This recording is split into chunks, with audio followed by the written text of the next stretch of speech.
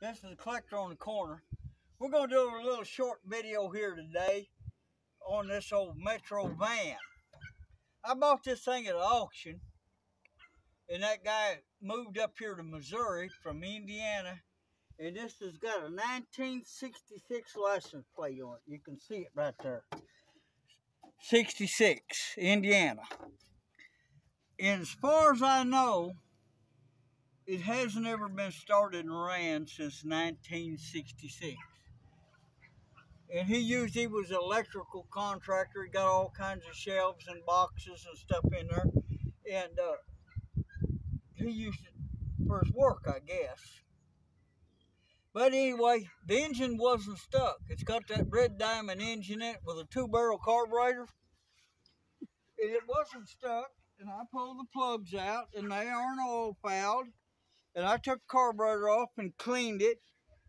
And then that's as far as I got, because I wanted to pull the oil pan off the old truck, because I know it hadn't been run since 1966. And when I pulled them plugs out, I put some diesel fuel and automatic transmission fluid in there. And I was sure that seeped down in the oil pan, which I can pull. I pulled the drain plug, and I've done drained oil out. And I've done pulled almost all the bolts out of this oil pan. It had 11 dozen bolts in it. Actually, I think there's 25. But anyway, that's what I decided to do for recreation this Memorial Day afternoon. Is finish pulling this oil pan off. And I haven't had it off. If Debbie will come around here, I haven't had the pan off yet. There's still 2 bolts to hold. Sorry about that. There's 2 bolts holding. That's all holding that pan. I'm going to take that off.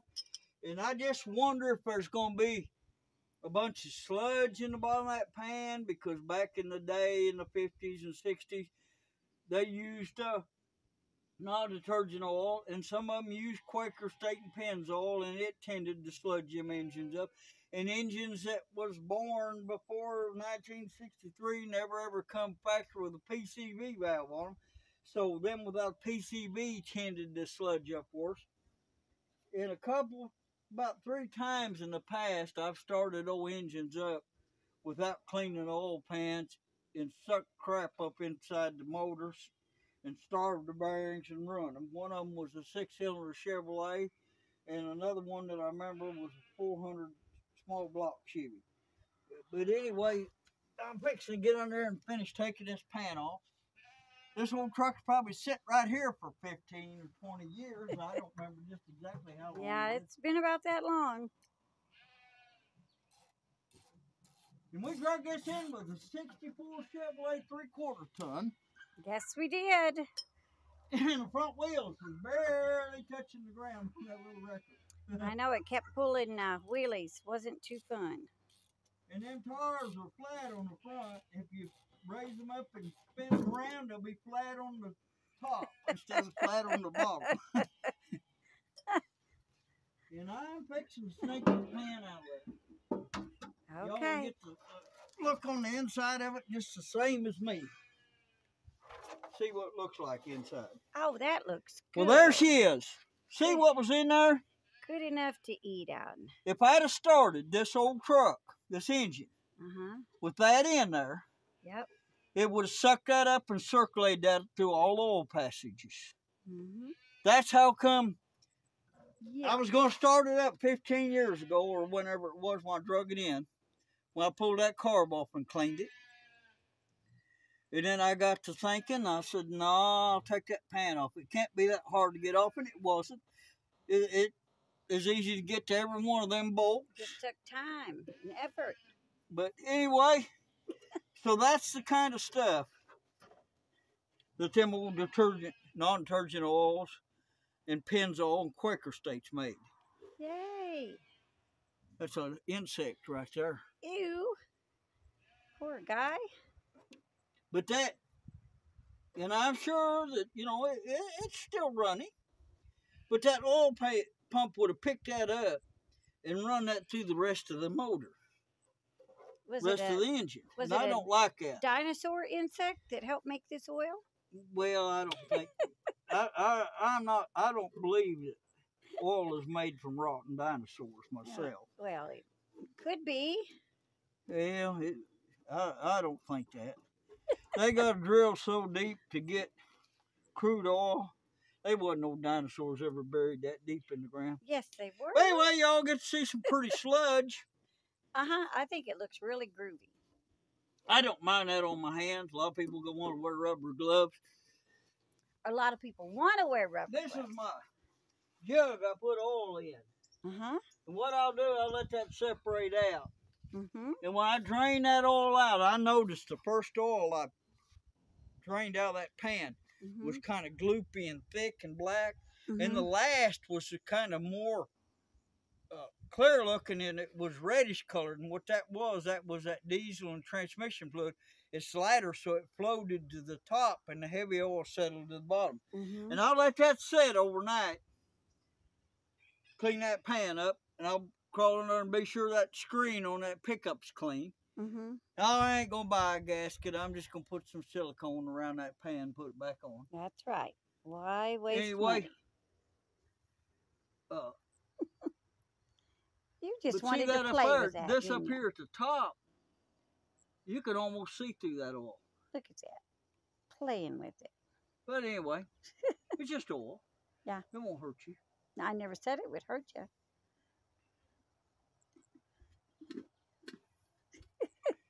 And a chicken will probably come by and hit that and knock it off. When I was a little kid. You mean you're not an adult? Well, yeah, I'm still a little kid. When I was a real young little kid, my shop was under an old spreading oak tree that was on the banks of the creek. There was a spring come out from under that tree. I remember it. And I had a couple of old chain hoists hanging from tree limbs, and I'd pull motors out of cars, and I'd scrape grease off, and I'd wash my parts in that good leaded gasoline we had back in the days. And all under that tree, the ground looked like asphalt, because I'd put so much oil and transmission fluid and grease and stuff I'd scraped off the engines and tractors and stuff and whatever we was working on. But we worked under that shade tree. And it was nice. You could go around there and get you a cool drink of water out of that spring, or keep you a beer down in that spring, and it'd be cold, you know, and you could drink that. But that was a real good shop. Well, we moved away from there. And my daddy didn't work down there. He worked on under a sycamore tree closer to his house instead of that way down across the creek. My mom always wanted me as far from the house with my junk, and she didn't want to be within sight of her. It was about 1/8 of a mile over there. Yep. But there was electricity over there. There's a power pole. You could use a welder and stuff. But anyway, you can go down there today, and all around under that tree, the grass is greener and taller and lusher than it is. You can see right where the grease stopped. And that old white oak tree, every year, all the time I was working on it, letting that oil get down on the ground, it made a bumper crop of acorns. It always had plenty of acorns down there. Debbie's went down there and got them acorns by bucketfuls to feed her pigs before. Yeah, I did. Anyway, so that concludes that. Y'all got to see what that pan looked like. It's kind of a runny sludge. It ain't a hard sludge. It's kind of a soupy stuff.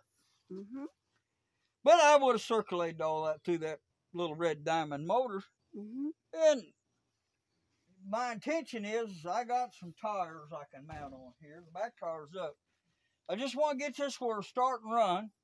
It's got all them shelves. And then we're going on vacation, right? No, it's got all them shelves and pockets and stuff in it. I'm going to drive it over there real close to the shop. So when I want to dig around in there and look for something that I've stored in there, I don't have to walk all the way up here. Okay. In other words, I'm going to park it around front. Where you don't like me, where you've been after me to clean up and clear out. So that's why you're cleaning up over there. Yeah, making a spot to put this. I make an empty spot and then I put a piece of junk in it. That is a losing battle. Wipe a little of this oil off on that. Hey, boy, that looks good. Help preserve it a little bit. Do like I did when I was a little kid, see? Put your name? Yeah. don't know.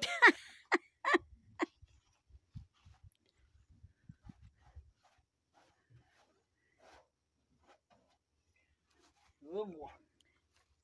Your D looks like a P. Yeah. Are you Rampy? Randy. Hi, Randy.